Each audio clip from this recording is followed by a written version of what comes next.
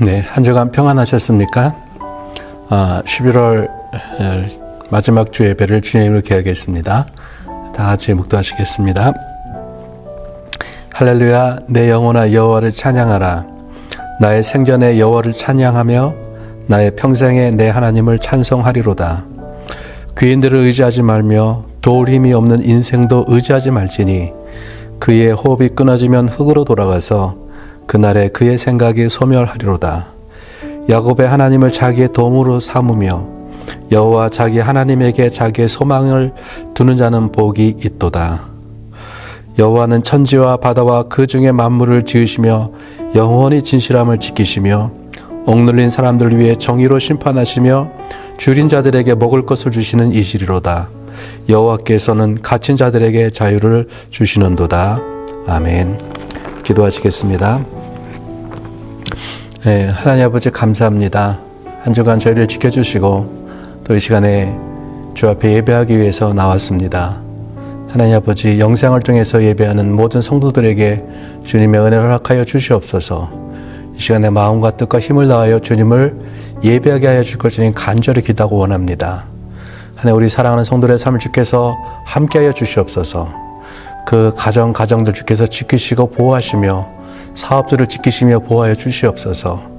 하나님 우리 사랑하는 성도를 하나님을 의지하며 승리하는 삶을 살 수 있도록 좀 도와주시옵소서. 하나님 아버지 비시객 한인교회를 축복하여 주시옵소서. 이 교회를 이 땅을 위해서 사용하여 주시옵시고 열방을 위한 복음 전파를 위해서 기 쓰임받게 하여 주시옵소서. 하나님 아버지여 이 교회를 통하여서 이 키리키 땅 가운데 하나님의 복음의 역사들이 흘러갈 수 있도록 도와주실 주님 간절히 기도하고 원합니다. 이 땅 키리키지를 위해서 기도합니다.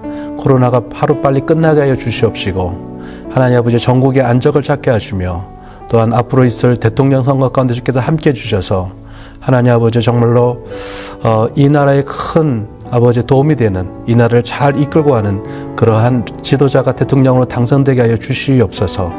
하나님 아버지 감사를 드립니다. 하나님 우리 사랑하는 성도들 한 주간 살아갈 때 주께서 그 삶을 함께 하시고 도와주시고 지켜주시옵소서. 감사를 드리고 예수님의 이름으로 기도드려 싸움나이다. 아멘. 우리 하나님 말씀 보시겠습니다. 하나님 말씀은 창세기 17장 1절 말씀 보겠습니다. 창세기 17장 1절 말씀입니다. 제가 봉독하겠습니다. 아브라함이 99세 때에 여호와께서 아브라함에게 나타나서 그에게 이르시되 나는 전능한 하나님이라 너는 내 앞에서 행하여 완전하라. 아멘. 욥기서 35장 10절에 보면은 엘리후라는 젊은 현자가 나타나서 하나님에 대해서 이런 말을 합니다. 밤에 노래를 주시는 자라고 말씀합니다. 다시 말하면 밤중에 노래하게 하시는 분이라는 것입니다. 여기서 밤이라는 것은 인생의 밤입니다. 그 밤중에 노래하게 하시는 분이라고 하나님에 대해서 말씀을 하고 있어요. 인생의 밤, 힘들고 아프고 고통스러운 시간에 과연 누가 노래할 수 있겠습니까? 노래는 어느 때에 나옵니까? 즐겁고 기분 좋을 때 나오는 것이죠. 그런데 인생의 밤중에 하나님 때문에 노래를 할 수 있다면 그 사람은 완전한 사람이 아닐까 생각이 듭니다. 오늘 본문 창세기 17장 1절은 이렇게 시작하고 있습니다. 아브라함이 99세 때에 여호와께서 아브라함에게 나타나서 그에게 이르시되 나는 전능한 하나님이라 너는 내 앞에서 행하여 완전하라고 말씀을 하고 있습니다. 아브라함이 99세 때에 하나님이 아브라함에게 나타나셨습니다. 그리고 아브라함에게 말씀하시죠. 나는 엘샤다이 전능한 하나님이다 라고 말씀하십니다. 여기서 하나님이 어떤 분위기로 이 말씀을 하시고 계시는가 이해해야만 하는 것입니다. 그래야 본문의 느낌을 정확하게 이해할 수가 있습니다. 하나님이 그냥 나는 전능한 하나님이다 이렇게 말씀하고 있는 것이 아닙니다. 마치 아브라함의 귀에 대고 하나님이 고함치면서 말씀하시는 그런 분위기인 것이죠. 나는 전능한 하나님이다. 나는 전능한 하나님이다. 이런 느낌으로 지금 하나님께서 말씀하고 있는 것이죠. 왜 하나님께서 이런 분위기로 말씀하시고 계시는가? 아브라함이 하나님을 전능하신 하나님으로 믿지 못한 것입니다. 어떻게 하나님의 전능하심을 믿지 못했는가? 이 말씀을 하실 때 아브라함의 나이가 몇 살입니까? 99살입니다. 99살 때 하나님께서 아브라함에게 나타나셨다고 말씀을 하고 있습니다. 그런데 16장의 마지막 절의 말씀이 이렇게 끝나고 있는 것을 보게 됩니다. 하갈이 아브라함에게서 이스마엘을 낳았을 때 아브라함이 86세였더라. 아브라함이 하갈에게서 이스마엘을 낳았는데 그때가 86세였다고 말씀을 하고 있습니다. 그리고 17장 첫 절에 아브라함이 99세 때 하나님이 나타나셔서 말씀하십니다. 여기서 알 수 있는 것이 있습니다. 13년 동안 하나님께서 아브라함에게 나타나지 아니하셨구나 라는 것을 알 수가 있어요. 무슨 일이 있었습니까? 아브라함의 아내 사라는 아이를 낳지 못했습니다. 당시의 여자들은 어떻게든지 남편의 대를 이어야 한다고 생각했습니다. 그래서 사라가 자신의 여종 하갈을 아브라함에게 들여보낸 것입니다. 상상해 보았으면 합니다. 86세의 아브라함에게 자식이 없습니다. 아브라함과 사라는 몇 년 동안 자식을 낳지 못했을까요? 만일 아브라함이 30살에 결혼했다면요, 56년 동안 자식이 없었을 것이고요. 40에 결혼했다면요, 46년 동안 자식이 없었을 것입니다. 제가 1999년 5월에 결혼을 했습니다. 당시 제 남동생이 지금의 제수 씨와 사귀고 있었어요. 형이 결혼하지 않아서 결혼식을 올리지 못하고 있었는데 제가 결혼하자마자 그해 가을에 결혼식을 올렸습니다. 아기를 기다렸지만은 21년이 지난 지금까지 아기가 없습니다. 이제는 아기를 포기했어요. 21년 동안 아기가 생기지 않았기 때문에 그렇습니다. 여러분, 아브라함과 사라가 결혼한 지 약 50년이 지난 것입니다. 그동안 아기가 생기지 않았어요. 더 이상 아기를 기대하는 마음이 남아 있었을까요? 완전히 포기했을 것입니다. 그래서 사라는 자신의 여종 하갈을 아브라함에게 집어넣은 것입니다. 아브라함이 살았던 시대에 누지라는 지역이 있었습니다. 현대에 와서 이곳이 발굴되었고 당시에 문화를 적은 많은 토판들이 발견되었어요. 토판에 기록된 당시의 문화 중에 하나가 이것입니다. 만일 부인이 아들을 낳지 못한 경우에 본부인은 다른 여인을 남편의 침실에 넣는 것입니다. 어떻게든 아들을 낳게 해서 가문을 이어가게 하는 것이에요. 이것이 당시 여자의 책무였습니다. 사라도 당시의 문화를 따라서 그렇게 했던 것이에요. 아브라함이 어떻게 합니까? 얼씨구나 하고 하갈에게 들어가서 하갈을 아는 것입니다. 그런데 창세기 15장 4절 5절에서 하나님이 어떤 약속을 했습니까? 제가 읽겠습니다. 여호와의 말씀이 그에게 임하여 이르시되 그 사람이 내 상속자가 아니라 내 몸에서 날 자가 내 상속자가 되리라 하시고 그를 이끌고 밖으로 나가 이르시되 하늘을 우러러 무뼈를 셀 수 있나 보라. 또 그에게 이르시되 내 자손이 이와 같으리라. 내 몸에서 날 자가 내 상속자가 되겠다고 말씀하세요. 하늘의 별들을 셀 수 없는 것처럼 내 후손이 이와 같을 것이라고 말씀을 하고 있습니다. 이 말은 아브라함이 아무 여자를 통해서 후손을 얻게 된다는 것이 아닙니다. 다른 여자가 아니라 바로 사라를 통해서 후손을 얻겠다고 말씀을 하고 있는 것이지요. 하나님께서 이 말씀을 하신 후에 어떻게 하십니까? 아브라함이 고개를 쪼개놓게 하시고 쪼갠 고기 사이로 하나님이 지나가시면서 언약하신 것이죠. 이 말씀은 꼭 하나님이 지키시겠다는 것입니다. 하나님이 사라를 왜 그렇게 열심히 보호하셨는지를 생각해 보았으면 좋겠습니다. 창세기 12장에 보면은 아브라함이 기근을 맞이해서 애굽으로 내려갔습니다. 아브라함의 아내 사라는 굉장히 아름다운 미인이었어요. 사라의 외모를 본 바로의 신하들이 사라를 바로의 궁으로 데려갑니다. 하나님이 어떻게 하십니까?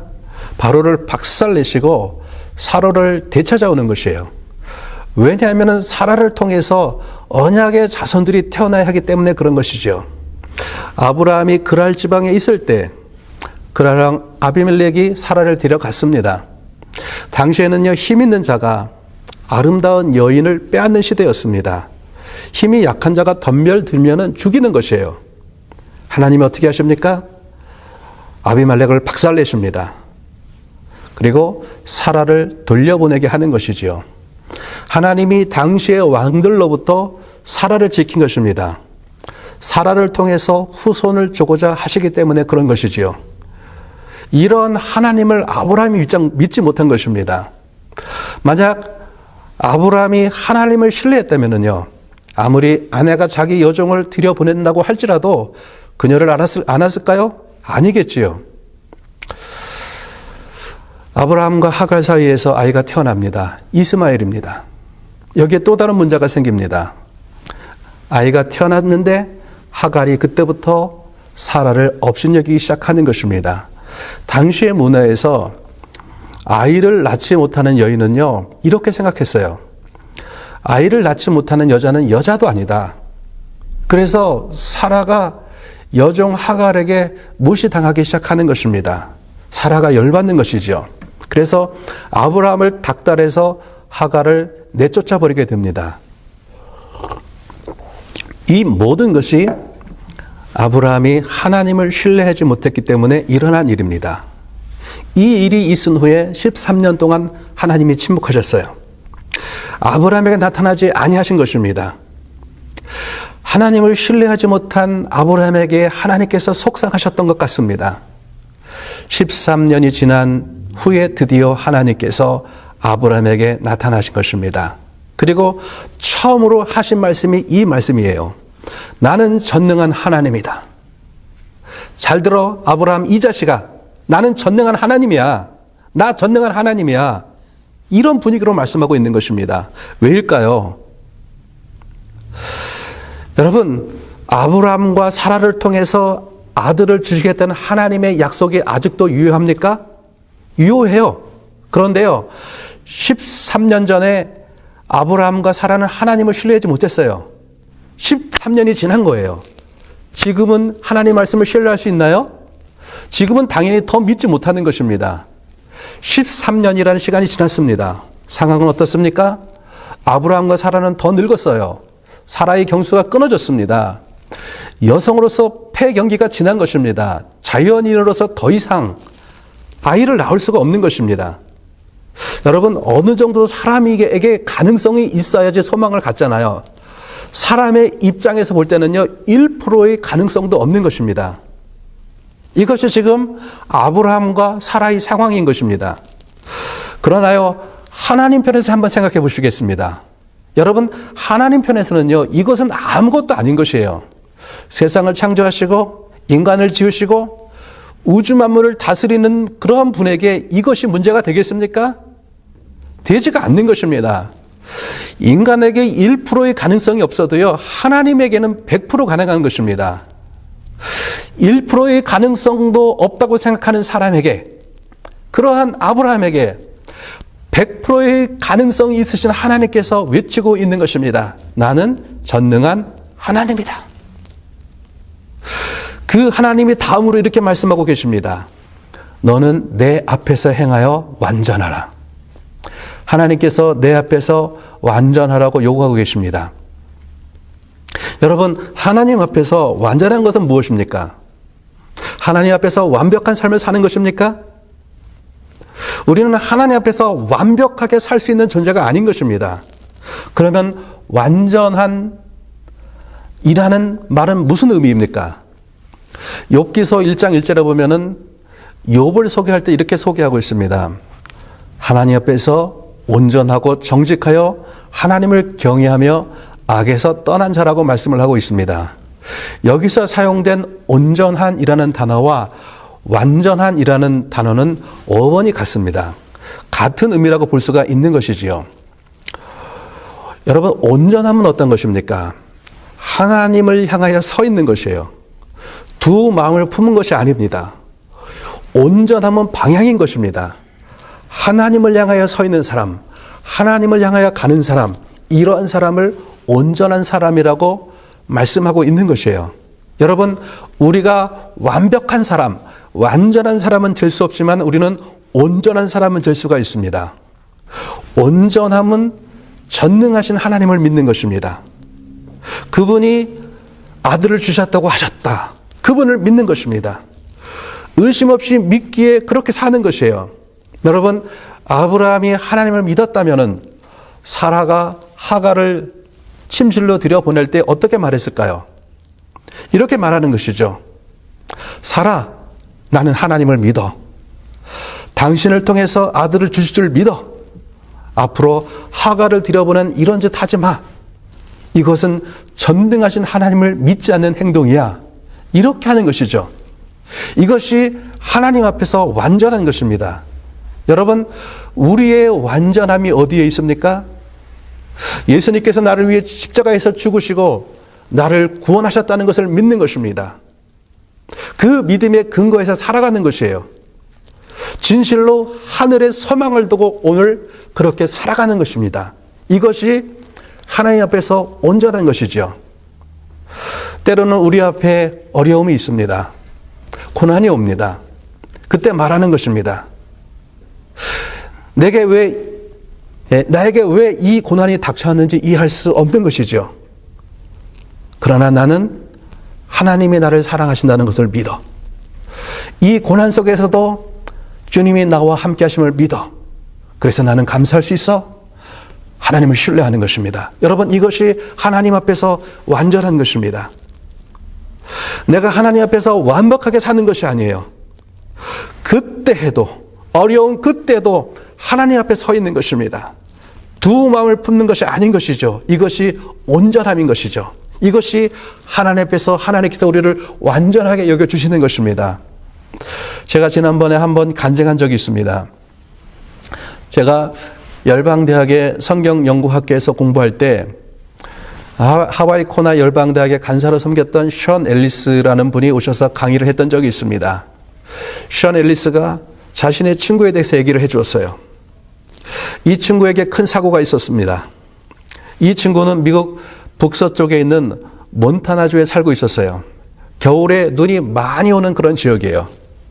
그의 겨울에도 눈이 많이 왔습니다. 친구가 산비탈의 눈길을 차를 운전해서 가고 있었습니다.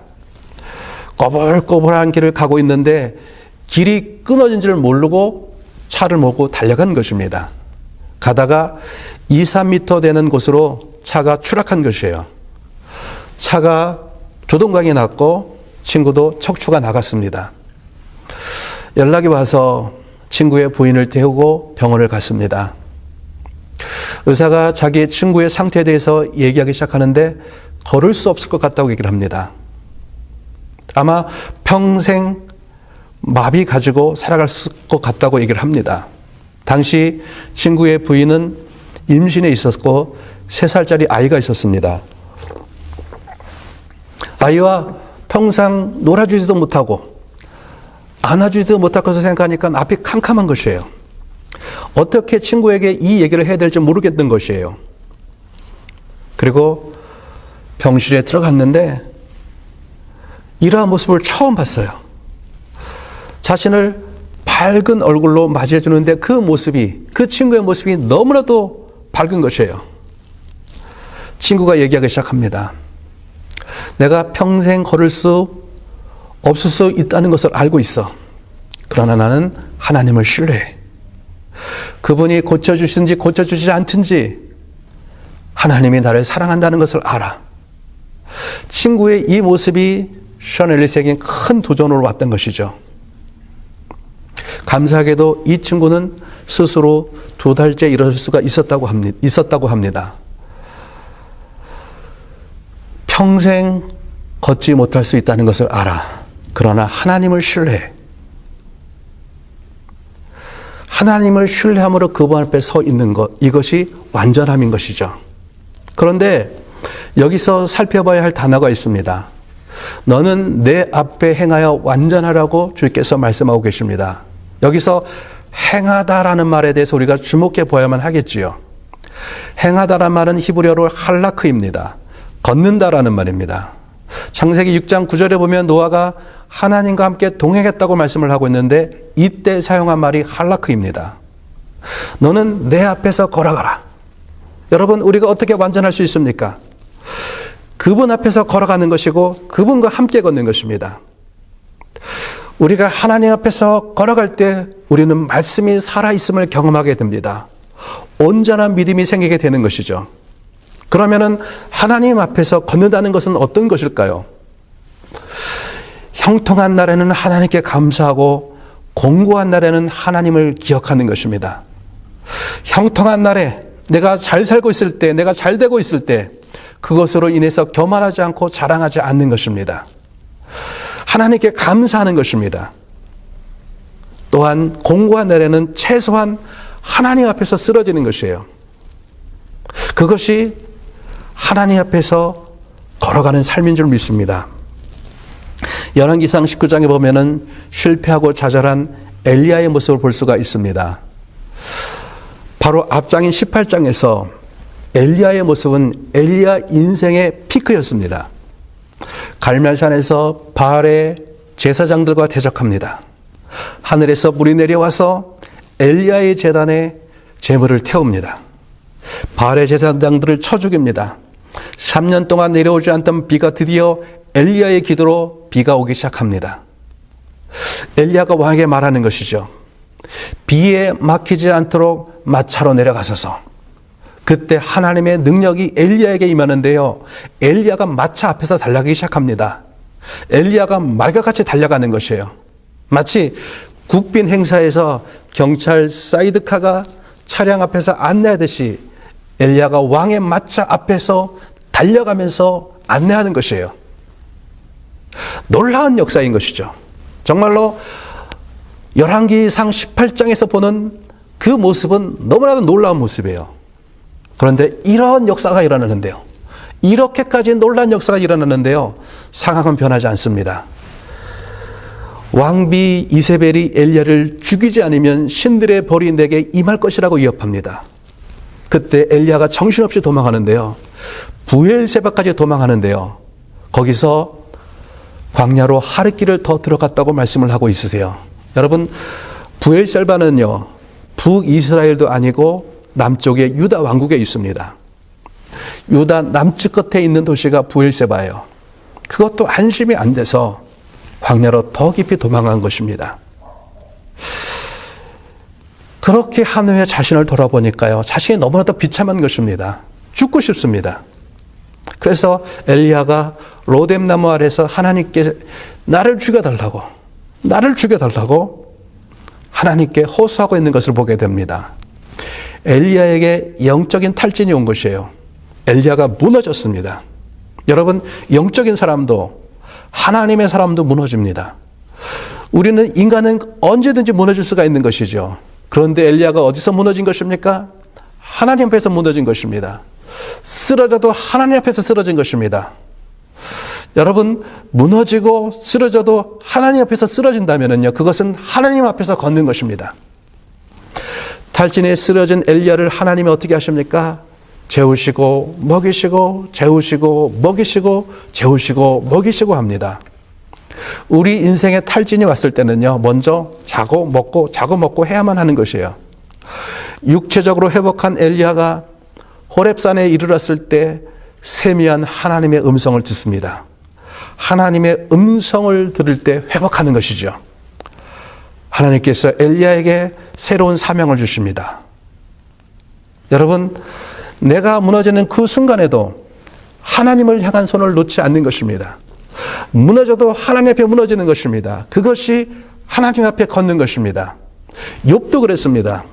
여러분, 욥기서 1장에 보면은, 그리고 2장에 보면은요, 욥의 그 많은 재산들이 다 사라졌어요. 10명의 자녀가 사고로 죽었습니다. 자신의 온몸에는 종기가 생겼어요. 너무 가려워서 질그릇 조각으로 자신의 온몸을 긁어대고 있습니다. 아내가 말하는 것이죠. 이 상황에도 자기의 온전함을 지키느냐? 하나님을 욕하고 죽어라. 욥기서 3장부터 보면은요, 욥의 길고 긴 영적인 씨름이 시작하고 있는 것을 보게 됩니다. 하나님, 왜 내게 이런 일이 일어났습니까? 왜 무죄한 제가 이러한 고난을 받아야만 합니까? 하나님, 나타나서 말씀해 주세요. 하나님에 대해서 원망합니다. 그러나 그 씨름과 울부짖음, 원망도 하나님 앞에서인 것이죠. 하나님 앞에서 하는 영적인 씨름을 하나님은 하나님 앞에서 걷는 것으로 여겨주시는 것입니다. 이렇게 하나님 앞에서 영적인 씨름을 하는 욥에게 하나님께서 나타나시는 것이죠. 하나님께서 말씀하시기 시작합니다. 하나님을 만난 욥은 회복하는 것입니다. 여러분, 우리의 삶이 하나님 앞에서 행하는 삶이 되기를 소망합니다. 우리의 인생이 잘 되고 있습니까? 겸손하게 하나님 앞에서 감사하고 그분을 찬양하기를 소망합니다. 나의 인생에 공고합니까? 인생의 밤을 걸어가고 있습니까? 힘들고 고통스러워도 하나님 앞에서 쓰러지기를 소망합니다. 하나님은 우리가 쓰러진 그 자리에서 우리를 위로해 주실 것입니다. 주님께서는 그곳에서 우리를 회복시켜 주실 줄 믿습니다. 이것이 우리의 온전함인 것이죠. 오늘 말씀에서 하나님께서는 아브라함에게 말씀하고 있는 것입니다. 나는 전능한 하나님이다. 내 앞에서 행하여 완전하라고 말씀하고 있는 것입니다. 여러분, 오늘 이 말씀이 우리 삶들 가운데 도전이 되기를 원합니다.